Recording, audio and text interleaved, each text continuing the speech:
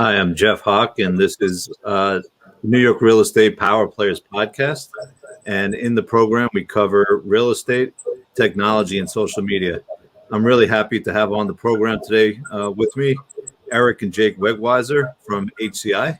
Welcome to the program, guys. Hey, thank you. Thanks for having us, Jeff. Appreciate it. You bet. So I see a lovely picture of some greenery behind you guys.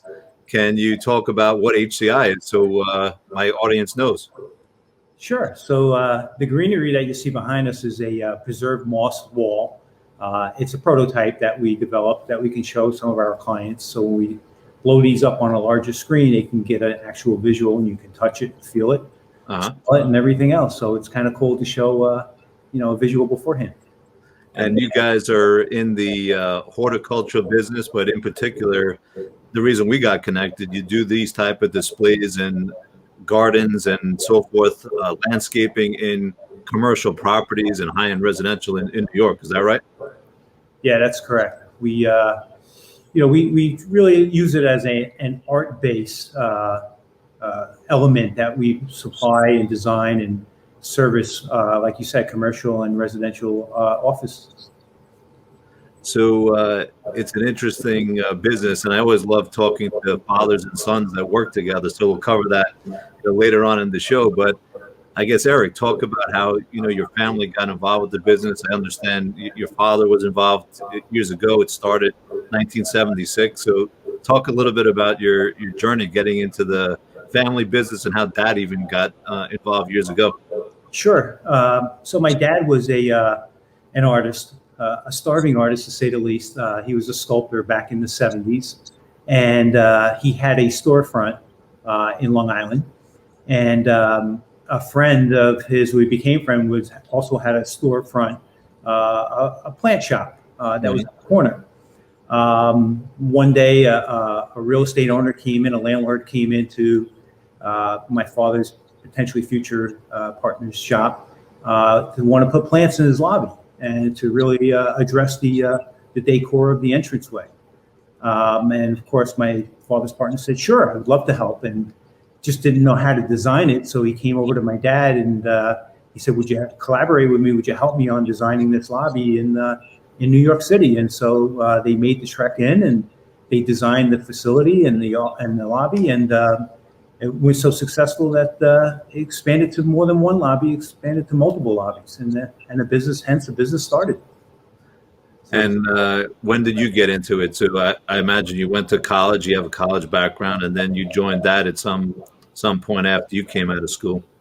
Yeah, so I mean, even before that, with me, there was, starting a business, what do you do with a 9-year-old, right? So there was no summer camps, there was no weekends off, there was no weekdays of school off. You come into the business and, you learn as a laborer. You start maintaining plants, you start learning the product, you start understanding, what it's like to go out in the field and treat and take care of live plants and things of that nature. And I actually enjoyed it so much that, I carried straight through high school. I've always worked in the summer times there, and college, of course, throughout my college experience, and came in right after college as well. And I imagine that your whole family has a great, work ethic. I have the pleasure of had the pleasure of meeting your son recently, and I definitely see that in him as well. So, kind of interested to hear about his journey too, and we'll get to that later on in the show. It's amazing. I've been in so many buildings in the city and malls and high-end places, and you take for granted these displays. I think that they make such a big difference, and I've kind of always wondered, like, how does this stuff get here? Who takes care of this stuff? And it's fascinating to me. I think many people don't realize, like, there's companies behind all that stuff, and it's really super. I'm so interested to cover later in the program some before and afters, because I think it'll really make it powerful for the audience to see what you guys do. Jake, talk a little bit about yourself. So you're a young fellow, you came out of college recently, decided to join the family business too. So how's it been working with that? And do you feel a lot of pride, being now third generation in the business. Yeah. So I didn't really know, to be honest, what I wanted to do after college. I always knew that there was opportunity here to grow the business and help add, what I've learned at Bentley, incorporating technology, which is a big thing I know about this podcast too, and just seeing how it can help transform and grow a business, especially one that was rooted from back in the 70s and could use a little bit of technological enhancement, to say the least. So I actually spent a little bit of time in Boston trying to figure out, the relationship between technology and business. So I was working with a bunch of startups, and I really saw the ins and outs of how different technology programs, from marketing to operations to actually for sales, can play its role in a company. Sure. And I've always been family oriented as is, and I've always seen that with my dad. And I was, in college, when I came back from Christmas break, it was never, let's sit around at the table and hang out as a family. It's, okay, what Christmas job am I helping you install so I can spend some time with you, which was a great thing. I always liked that. Besides the 5 a.m. wake ups, that's a little shaky for me. But it was always good to at least see him and go out with him on the job, and my mom would come too. But I realized that there was a huge opportunity to come back and add some younger experience and also just some new thoughts to a company. And sitting right next to my dad, even though right now, but also at our desks in the office, it's great just being able to bounce ideas off of him and putting the family stuff at the door and just seeing each other in work mode. I think we both found a new appreciation for one another, because, over the phone, when I would call at Bentley, it's like, oh, how's your work? And I would explain to him what I'm doing at work, but actually hearing it and seeing it is two totally different things. And, I just having the groundwork and just the runway that he's given me is just awesome. And being able to kind of find myself in the groove that I want to do. We didn't really have marketing initiatives like this, and doing podcasts and being able to bring this here to us is just something new to explore. And Sure. to have that freedom, especially at such a young age, is really an awesome experience for me. And being able to do all this is just, something that I'll always have in my back pocket, and something that I cherish. So it's been great, to say the least. I can keep going on, but yeah. I gathered all that, and it's interesting. You and I got connected not too long ago over social media, and I had put out a post about what I'm doing in my commercial real estate business and some technology work I'm doing, and we had a good conversation. And I think what you're saying is correct.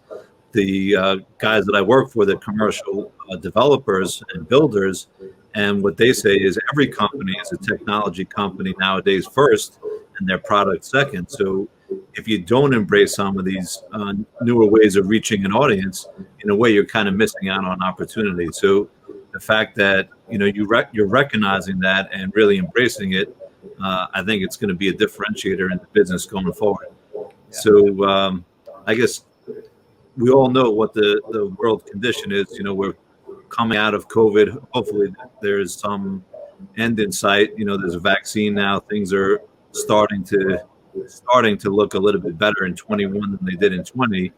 And a large majority of the buildings you work on, they're office buildings. So, kind of talk about how you're working with owners and operators and developers now, trying to come out of the COVID time and in a way welcome people back to their offices and their spaces. What's HCI doing to support all of that? Yeah, well, I think that you hit the nail on the head, right? I think it's all about how to attract people back and make people feel comfortable. And that's the conversations that we're having now with a lot of our clients and even prospects too, right? It's all about amenity spaces, adding health and wellness, really trying to bring that attractive, warm and welcome feel back, and hopefully get these tenants to re-sign and attract new ones, right? So, what we've found is a lot of people are going to feel anxious coming back from their homes, just being able to travel public transportation again and just walking the streets of New York City. It's not the cleanest, and we always had cleanliness coming back. So it's how do you make people feel welcome? And on top of that, we haven't been in an office, most of us, in a year. So how do you get them to transition back? And we feel that, plants and health and wellness are a huge part of that to feel like coming back. So our huge initiative is really, we've always been doing this, but now especially just hammering the point of it's always a time to look to invest in your property, because it's an asset, number one. So it's going to have a value that's going to be increasing, hopefully, and usually real estate is good with that. But just getting our clients and prospects aware that it's never the wrong time to just think of how to keep enhancing your building, and what things you can bring to it. Plants is included in that, but there's a lot of variety of services that you can. But how do you really just invest in your space in such a way where it keeps that attractiveness level at such a high thing? Because there's so many buildings in demand in New York, right? So how do you differentiate your space and create your own unique brand from a competing building that's right next door that might look exactly the same on the outside? Sure. Yeah, and I think that's a big factor when tenants are looking at space. They're looking at it for their employees, and they're also looking at it from the perspective of the impression that their customer is going to feel when they walk in the building. Hey, I want to be in this particular building in Fifth Avenue because it just feels right from the second that my client or customer comes in the door. So clearly great value in doing that. One of the things that I wanted to cover in the show is give you guys a chance to show some of your work, because explaining it is one thing, but really sharing with everyone before and after, I think that's really powerful. So I'm going to have the ability to share the screen, and I'm going to let you kind of walk through some examples of what that looks like. So let me get that set up. For sure. Okay, you guys should be able to see the screen now. Cool. Yeah, no, we definitely do. So a lot of our work, and the big thing that we've seen is really this transition to more of there's a term floating around, biophilia or biophilic design, which is the concept of bringing the outdoors indoors. So really making sure that nature is part of the interior spaces and even exterior spaces. So like green roofs, we'll talk about in a couple minutes, but how do you bridge that relationship? So how do you make your employees and guests feel connected with nature while they're still inside? So that's the big thing. And a lot of our clients, right, they, like for Lutron, for example, so every space that we deal with, every client that we deal with, we don't want to just be that plant company that puts greenery in a space. That doesn't really do it for us. And more importantly, that's not really the type of service and brand we want to provide to our clients. We want to really make it more, like Eric said in the beginning, an art-based or a piece of art that they're investing in. So a place like Lutron, everybody has their own story and goal and unique thing that they want to do with their space and make it their own, right? So companies might want to do it where they bring in greenery just to have a subtle touch. Some people want to have maybe a pop. Others want to purify the air in a non-expensive way. There's different stories for each client, and it's really cool to see the before and afters, which we'll show in a minute. But, something like Convene or Deloitte, right? Like they have all of these really cool spaces, and there's, how do we incorporate greenery to make them feel, the employees feel like they're sitting outside, right? Like Deloitte, for example, they have this, it's kind of like I would say just like a bar hanging across, and they wanted to have kind of like an indoor garden. And we thought, hey, this is really cool. This is a really cool space. Why don't we do something that meets, like old world meets new world type of vibe? So we create like a collaboration space, and we designed that space that you're seeing in the square. And we brought an upside down garden just to make it feel like it was kind of like a park atmosphere, right? Installing swings, really having the whole vibe tie together. So it's not just randomly placed greenery, it's strategic to where it matches the finishings of the furniture to the paint jobs of the wall to the rugs that you have. Everything ties in together to really create that unique brand experience, because every company is different and they want to highlight that through their individual spaces. I have a question for you on that. So, I've been to a number of office buildings, both in the city and Long Island. A lot of people now kind of like this, more retro look where you have, exposed ceilings, you have polished concrete.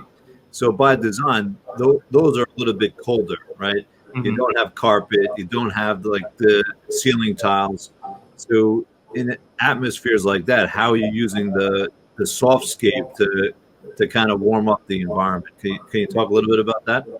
A lot of that has to do with urban scaping. So if you look at what's going on in the city, like the Healthyline, for example, it's taking basically essentially a cold, stark, old railroad way with concrete and developing essentially a park up above.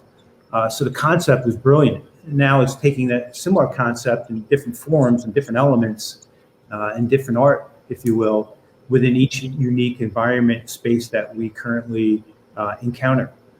So softening it, yes, for sure, but softening it in a way that you're in New York City, you're not in Kansas City, Kansas, or Nebraska. So you want to keep it in the context or in the area of the environment that you're designing. And you have to take that into consideration for sure. That's great. Good question. Do you want to show some other before and after, Jake? Oh, yeah, for sure. So, I mean, again, there's a really big push now for, like we mentioned, biophilic design. And I think a big part of that, especially with spaces coming back now, right? Like how are spaces going to be utilized post-COVID? I think that's a huge question. And we're hearing a variety of different things. Some people might expand into offices. Some people might get rid of offices. Some people might just use their offices for collaboration spaces. So the actual usable square footage is going to be more and more valuable to our clients. So we found some unique ways, and a big push for that is moss walls, right? Like you see here at Mechanism. It was a completely blank canvas before, and now we just put preserved moss over it. But as you can see, it's not really affecting any of the walkways or the spaces. So it's a great way to be able to add that warm sense of pop right when you get out of the elevator, and that's your first impression of the space now, right? It's a totally different feel. But you still have all that usable square footage that you can then turn into, an extra desk space if you need to have the 6 feet separation for social distancing or something like that. It's a great way to at least use some of the wall space as an art form, but also not impose on the actual walkways or seating areas that are commonly used by employees. And what was really cool about this project also was the fact that the neon light you designed to bring out their brand. It's the first thing you see when you get off the elevator bank is their brand, their image, and a modern neon sign really had a huge statement. And after having a strong strategy session with them and determining what their, really what they want to see and what their, what is their culture, what are their strengths and weaknesses, what do they want to convey to their employees and their clients when they come off. This was what they would consider a huge successful outcome for their brand. Yeah, it's beautiful. It's very, very striking, even just looking at the pictures here.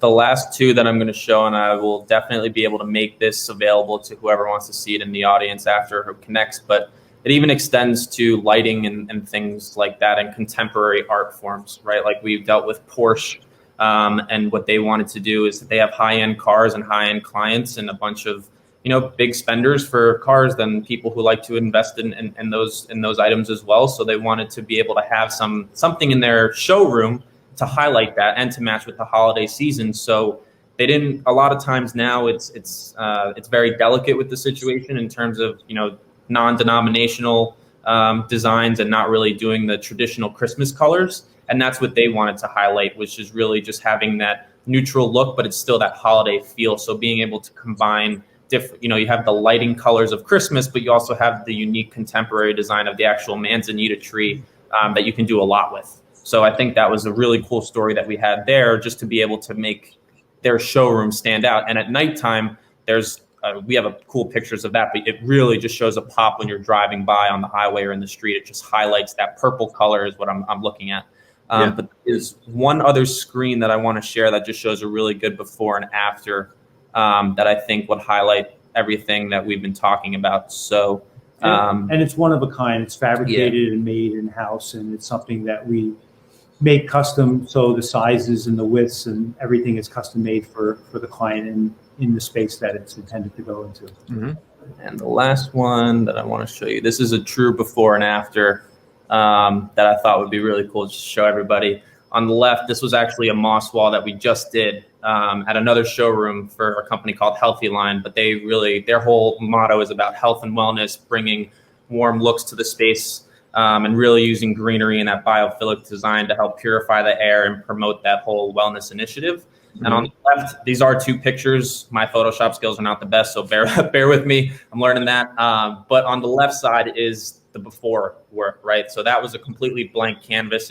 We put the wood panels in there to help with the backlash. And then to the right, on the right-hand side, under the Healthyline sign, that's the end product. So seeing our client walk out in the beginning and say, hey, this is a bare space, I think we could do something here, to seeing the ear-to-ear grin and smile that they had, seeing how much of a transformation this was, that's what we, are happy with. And it could have been great by putting one plant there and calling it a day. But again, they wanted to really invest in their space, and the clients and the prospects that get the most value and are thinking about this as an investment are the ones that really get the best return. And there's a lot of different ways to think of return, which, we can explain in a little bit, but, really just focusing on that outcome. So now when you go into that showroom, that's the first thing that you're walking in and seeing, which creates a totally different atmosphere and vibe for that first impression, which is the most crucial thing, I think, at any point, whether it's a space or for in-person interview, right? It's that first impression that you give. You only have about 7 seconds to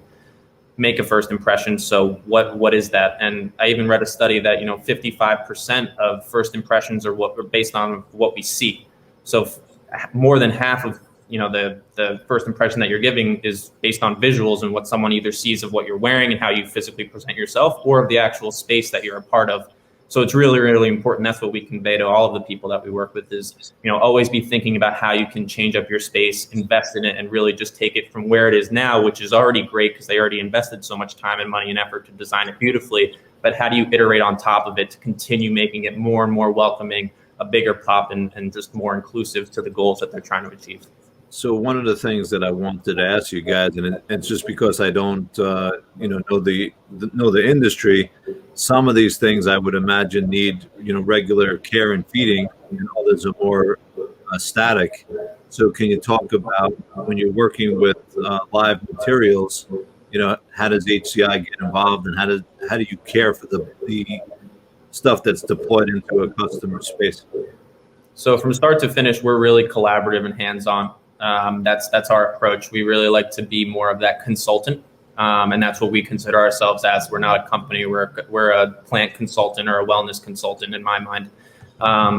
And what we really strive to do is, in the beginning, we have strategy calls, kind of similar in this format now with Zoom and all of that. I prefer in person, but with everything going on, Zoom is great and it saves a lot of time. But being able just to understand the goals of each person's space. Everybody wants something different, whether it's a pop, whether it's creating a whole wall, whatever goal and thing that they're trying to achieve. It's all about brand at the end of the day. So how does that company want to portray their brand? We've tried to figure that out, and then we meet in the middle to figure out, hey, the best way to portray your brand and the way that you want is with a floral arrangement, or with a moss wall, or with holiday, or with plants. And once we find that design, we fabricate everything in-house, get all of our materials from our nurseries and our partners, and then we come in, install it from start to finish.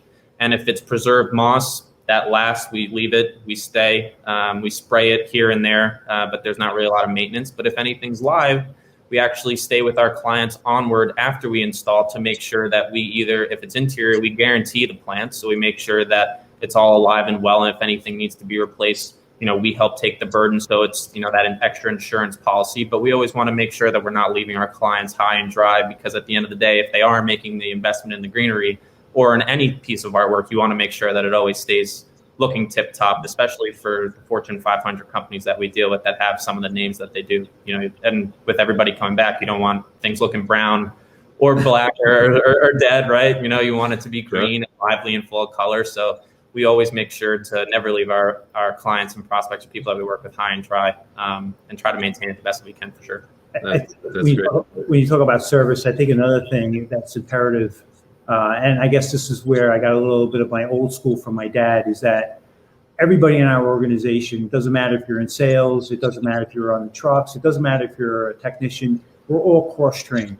Everybody has done every facet of what everybody else has done. And I think it's essential so that when you're talking to your client, everybody understands what the loyalty factor is to the client, what that brand is to the client, and what the client's expectations are. So there's always an avenue where, you've touched upon some element of service, and you're able to transcend that to not only to the client, but then you can transform that communication back to the office should there be a need or a different trend or a different evolutionary process. So I think it's imperative. I almost want to say almost every organization should do that. Yeah, that's really the ingredients of building a world-class organization, that people could stand in for one another. Eric, when you think back on your career, you clearly have done a lot of interesting projects, but when you think back, which ones or two do you think about that really, blow you away? It's like, wow, I can't believe I put a cactus in the middle of Trump Tower. Like, what stands out to you? I think there was two projects. One was Ogilvy and Mather. We did a 18-foot teddy bear tree, which was kind of cool because they wanted, again, back to what Jake said, non-denominational, but how do we do something? The client wanted to do something where they can give back. And so we worked with them on developing a teddy bear, and the color was red. We made an 18-foot tree just out of sheer teddy bears. And then at the end, we donated it for their charity of choice. And I think it was just such a powerful experience. I can't even say enough about it. Not only from a design factor, but just looking at the children's faces when they got the actual teddy bears. It was just huge. So it was great. It was a twofold. It was just beautifully done. And one of the most proud moments for us was when we got involved with L'Occitane. They came out with a new product called Lavender, and we had to pull together quite a large project for their launch. They actually rented out Rockefeller Center. We created lavender fields. We brought in trees that resembled the Provence trees in France. We actually fabricated their design stores of what it looks like in Paris. So it was really super cool.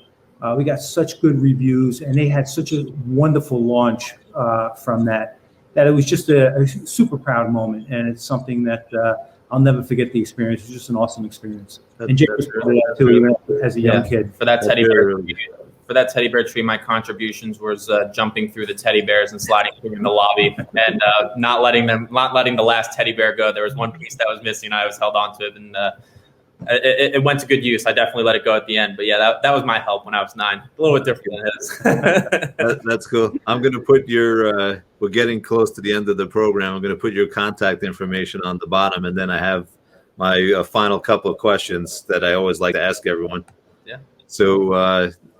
Scrolling on the bottom, you can see Jake and Eric's telephone number, website. So now we're in the final, let's call it the final 3 questions on the program today. So I guess, and I'm going to allow both of you guys a chance to answer. So the first question is, outside of working in the business, and clearly you have a great love of plants, and I do too. I love gardening as a hobby. What do you guys like to do for fun? Me personally, I'm very big into fitness, so you can find me at the gym, definitely for sure. But also when I'm not there, definitely either enjoying a nice glass of wine with my mom, to be honest, doing something like that. I enjoy that, but also video games too. I'm a huge video game guy. Typical 25-year-old male, and then also just love sports. Just love being out with my friends and going to socialize. So you can catch me doing any one of those things. Golf too, I started to pick up, which is a lot of fun. So if anybody out there wants to connect and go play some rounds of golf, you can definitely let me know. I'd love to. Okay, how about Eric? I'm not as exciting as Jake, for sure. I like to look at art. I like to look at what the new trends are. I like to look at new architecture. I really like to get around in the city and walk and see different elements that are on the come. And it's just always mesmerized me what's going on, what's the next trend in art and art form. I just find it fascinating. No, I do too. What is your definition of success? That's a good question. I would say for me, honestly, it's just at the end of each day, knowing that when I close my laptop and lock up the door here, that I can walk out and smile at the end of the day, no matter what, no matter how hard of a day it is or anything like that. Just taking any little bit that was good and making sure that if there's one good golden nugget, that's a successful day for me, no matter what it is. If it's one step closer to my goal, it could be to closing a deal. It could be to restructuring a person's space, anything that's pushing myself or my clients towards that end result is something that I really strive for. But at the end of the day, as long as I'm making sure that anybody who I come in contact with either remembers, myself or horticulture in a positive light, that's a successful day for me. Just making sure I have a positive impact on whoever crosses my path and make sure that I can always either keep them smiling, or like you said, I have a great smile. So if everybody likes my smile, then I'm good. So to me, it's more about my client's success. It's important to me. I take a lot of pride in the work that we perform. Our name is on it. My father's partner once said to me, your word is bond. It's not a matter of words on a contract. It's a handshake. If you say you're going to do something, you do it. And to me, it's very important that when we sit down with a client, it's their outcome. It's not about me. It's not about our firm. It's about them.